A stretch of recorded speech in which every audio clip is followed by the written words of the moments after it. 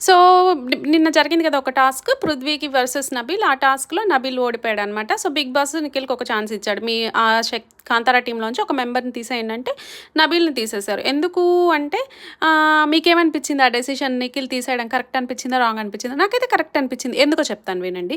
నిఖిల్ తన క్లాన్ గురించి ఆలోచించాడు. ఒకవేళ ఈ survival of the fittest task అంతా అయిపోయిన తర్వాత ఒకవేళ శక్తి టీమ్ ఓడిపోయి కాంతార టీమ్ విన్ అయిందనుకోండి, మేబీ ఆ వచ్చే వైల్డ్ కార్డ్ ఎంట్రీస్‌ని ఏమన్నా శక్తి టీమ్‌తో రీప్లేస్ చేస్తారేమో అని నిఖిల్ భయపడ్డాడు.